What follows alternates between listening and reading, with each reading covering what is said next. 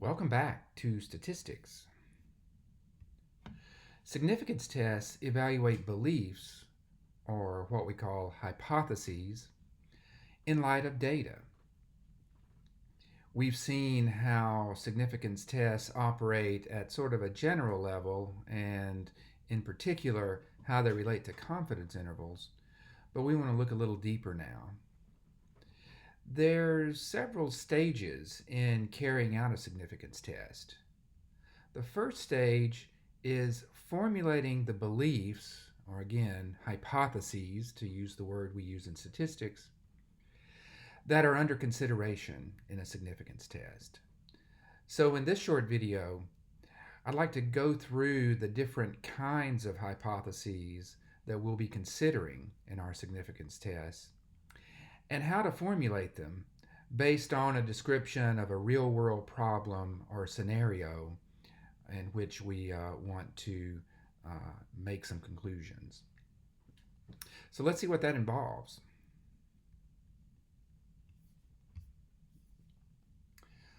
More on significance tests.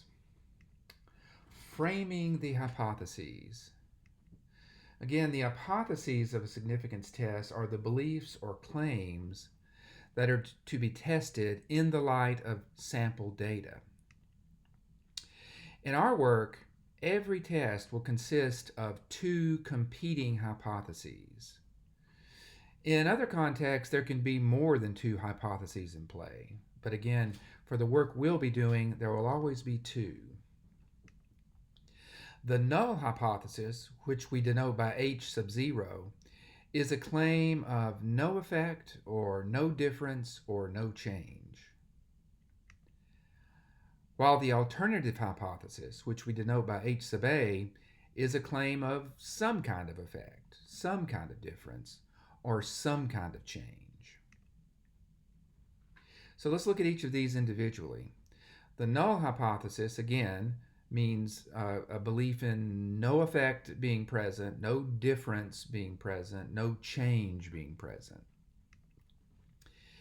The tests we're going to be looking at are always going to be significance tests for a population mean, and in that case, the null hypothesis will always be a hypothesis of equality for the mean. So it'll always look like H0 mu equals mu sub 0.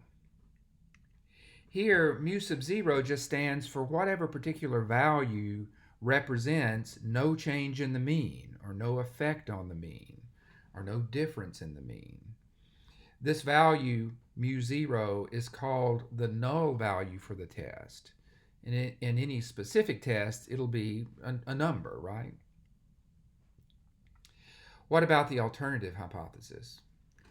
The alternative hypothesis, again, is a claim of some kind of effect, some kind of difference, some kind of change.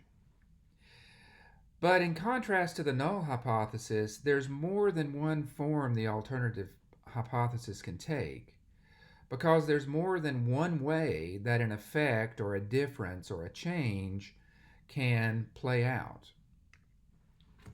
The specific kind of effect, difference, or change must be determined from the specifics of the problem at hand.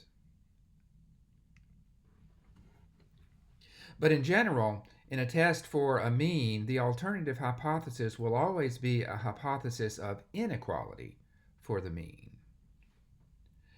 There are three ways that an inequality can work, and you see them right here. The first we've already seen. If the null hypothesis is that, for instance, the mu is the mean mu is equal to some value, like 32.4, say, then the alternative could be just that, no, it's not. It's the mean mu is different from 32.4, or whatever value you may have. That's the so-called two-sided alternative, or two-tailed alternative. There you'd have H sub A would be the claim that mu is simply not equal to the null value, whatever it is. But there are also cases in which the change, difference, or effect works in a specific direction. So you could have an alternative hypothesis that says the mean is actually, say, less than the null value. And just as easily, you could have an alternative which says, no, the mean is bigger than the null value. So there are three different possibilities for the alternative hypothesis. And the one that's appropriate for the problem at hand will be dependent on the actual question that's being addressed in whatever problem we're looking at. But it is important to note that the value mu zero, the so-called null value that appears in these hypotheses, is the same in any given test. That is, the same value that appears in the null hypothesis, that mu equals mu zero, will also appear in the alternative, either that mu is not equal to mu zero, mu is less than mu zero, or mu is greater than mu zero. Mu zero itself will be the same in both the null and the alternative hypotheses.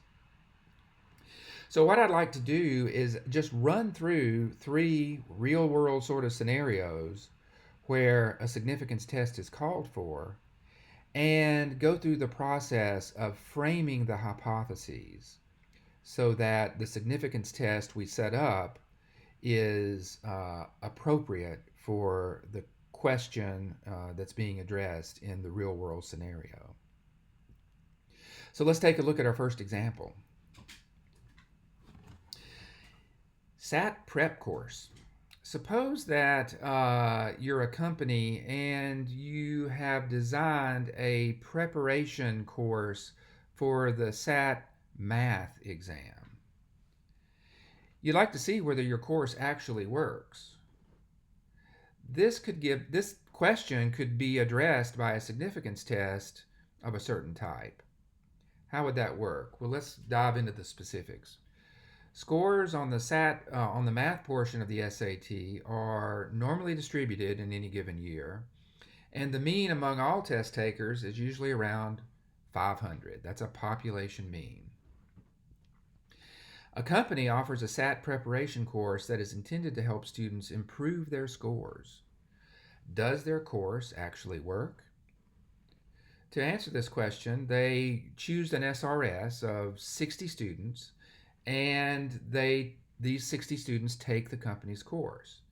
And then they take the SAT, and their math score is recorded. The mean score on the math portion of the SAT among these 60 subjects turned out to be 525, and the standard deviation in the sample was 102.5. Does the data give statistically significant evidence at the alpha equal 5% significance level that the company's course improves SAT math scores on average? So let's focus for now just on framing the hypotheses for this situation, and then in a subsequent video we'll look at how we can actually carry out the test and answer the question. Now we have two hypotheses to frame, and I'm going to go ahead and look at the null hypothesis first. This isn't actually necessary. You could just as well look at the alternative first, but let's just go ahead and look at the null for now. Recall what the null hypothesis represents. It's the hypothesis or belief of no difference or no change in the mean mu. So what would that mean in this example? Well, the mean for all students, right, who are taking the SAT math test is 500. If the hypothesis of no difference or no change would mean that the company's preparation course doesn't make any difference, has no effect, doesn't change the average SAT math score. In other words, the null hypothesis in this case would be that the company's course doesn't work. It doesn't have any effect on average SAT math scores. So the null hypothesis would be that the mean remains at 500. What about the alternative hypothesis? Well, again, recall the alternative hypothesis is the hypothesis of a difference or change in the mean of some kind. What difference or change are we interested in here? Well, the company obviously hopes that its course actually helps people improve their scores on the math portion of the SAT on average. And so the alternative hypothesis would be that the mean is actually bigger than 500 for people who've taken this company's course. So now we have our hypotheses. The null is that the mean remains unchanged at 500, while the alternative is that the mean is bigger than 500. This is called a one-tailed significance test, in contrast to the kind of tests we've seen up to now, which have all been two-sided or two-tailed. Once we frame the hypotheses, our job would be to carry out the test at the given significance level, which was 5% in this case, using our sample data. Again, we're going to delay that for a little bit until we have a little bit more discussion about just the hypotheses, but we will come back to this question. Okay, let's look at a second example. Actually, excuse me again, you may remember this example. This was the first example we gave on significance testing, although we basically didn't call it that name at that point. This is the example about chocolate-coated sugar bombs, a kind of cereal. Recall we talked about the average amount of cereal in a box was supposed to be 32.4 ounces. But because of manufacturing variations, the net weight varied actually from box to box according to a normal distribution with a standard deviation of 0.2 ounces. But this isn't always the case, right? What if something goes wrong with the manufacturing machinery? A problem like that could cause boxes to either be underfilled or overfilled. Suppose that in a current production run, an SRS of 25 boxes from the production line yielded a sample mean weight of 32.5 ounces of cereal per box. Does this data give statistically significant evidence at the 5% significance level that there's a problem with the production machinery? Well, again, you may remember our work on this earlier, but right now I just want to focus on framing the hypotheses. So again, the null hypothesis is the hypothesis of no difference or no change. What would that mean in this situation? That would just mean that there's no difference in the current production run than what's supposed to happen normally. That is, the mean would still be 32.4. There's nothing wrong with the production machinery. We just got a sample average of 32.5, maybe because of just natural sampling variation. What about the alternative hypothesis? That's, again, a hypothesis of a difference or a change in mu of some sort. What would that mean in this context? Well, remember here, the company needs to be on the lookout for problems that could either cause boxes to be underfilled or overfilled systematically. That means the alternative would be a change in mu that either makes it greater or less than 32.4. And so the alternative would be that the true mean during this production run is no longer 32.4, but is some value different than 32.4. And I want to be on the lookout for values that are either larger or smaller. So again, we have our hypotheses, and again, the progression from this point would be to carry out the significance test at the 5% significance level, and we will come back to this. But let's take a look at one more example about framing the hypotheses. This is an example about the time it takes for laboratory mice to navigate a maze. Suppose that under normal conditions, laboratory mice are able to navigate a maze to find a food reward in an average time of 18 seconds. A researcher theorizes that under conditions of mild threat, mice will navigate the maze faster.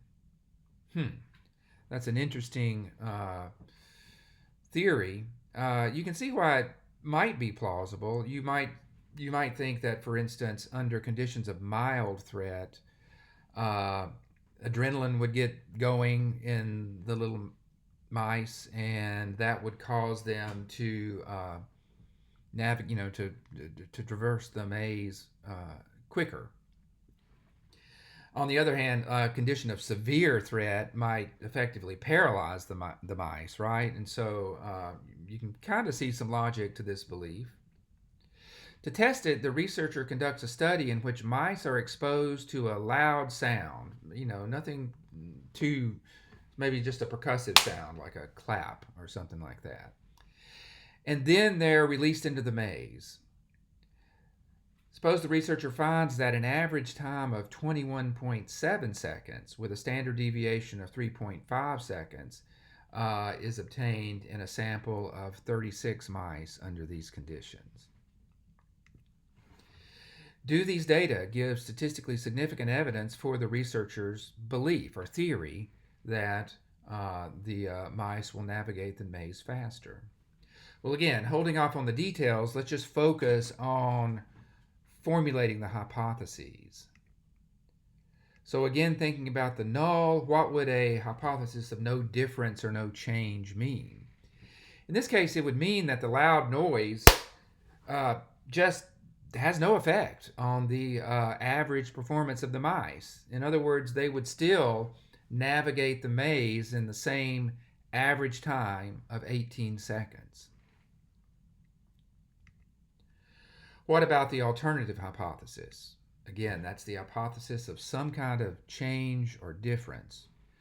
Well, the researcher's supposition or theory was that, the loud noise would cause the mice to navigate the maze faster, right? That was the sort of research question he was addressing in this study. And if that were true, if the mice are faster after being exposed to that noise, then the time it takes for them to navigate the maze would be less. And so the alternative hypothesis would be that the average time is less than 18 seconds. So this would be a left tail test. The null hypothesis would be that mu, the true mean, is less than 18 seconds. And again, our job would be to carry out the test now at a given significance level. So the process of formulating the hypotheses is the very first step in setting up a significance problem, significance test to address a real world problem. The process of carrying out the test is next on our agenda, but it's important to realize that if you don't set up the test correctly in the first place, all the computations in the world aren't going to deliver the kind of result you need from a test that's incorrectly set up. So we'll have some practice on just setting up the test, on framing the hypotheses, and then in our next video, we'll work on the process of carrying out the significance test and seeing what the data actually say. So hope this has been helpful. If you have questions, let me know, and we'll see you next time. Y'all take care.